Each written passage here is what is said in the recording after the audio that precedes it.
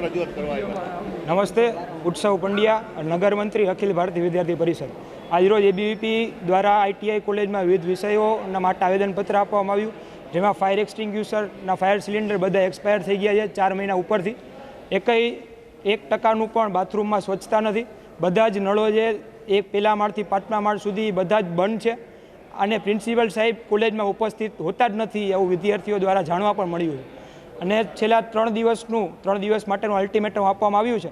જો 3 દિવસની અંદર પ્રશ્નોનું નિરાકરણ કરવામાં નહીં આવે તો વિદ્યાર્થી પરિષદ દ્વારા ઉગ્રથી ઉગ્ર આંદોલન કરવામાં આવશે અને સંપૂર્ણ જવાબદારી કોલેજ પ્રશાસનની રહેશે. તમારે શું રજૂઆત હતી અને શું તમારો પ્રશ્ન હતા?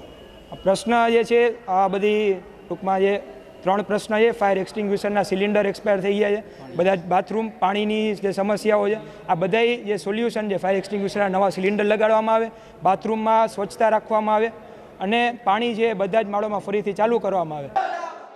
આપણી કોલેજમાં વિવિધ વિષયો ધ્યાનમાં આવેલ છે, જેના નિરાકરણ માટે આપનો અનુરોધ છે. ફાયર સિલિન્ડરની ડેટ એક્સપાયર હોવા છતાં ફાયર સિલિન્ડર બદલાવવામાં આવ્યું નથી. પાણીના નળમાં પાણી આવતું નથી. મારું નામ ચુડાસ માલપરાજ છે. હું આઈટીઆઈ વિદ્યાર્થી છું અને અહીંયા ફાયરના બાટલા પણ ડેટ એક્સપાયર થઈ ગઈ છે. બાથરૂમની સાફ સફાઈ આજે આવેદનપત્ર આપ્યા પછી ચાલુ થઈ છે અને 5 ફ્લોરની બિલ્ડિંગમાં ફર્સ્ટ ફ્લોરમાં જ પાણી આવે છે, 4 ફ્લોરમાં પાણીના નળ જ નથી.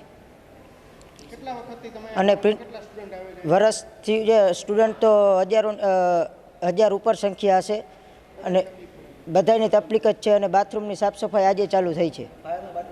ફાયરના બાટલા એક્સપાયર થઈ ગયા છે. તો તમારી શું માંગ છે? પ્રિન્સિપલ સાહેબ આવતા નથી.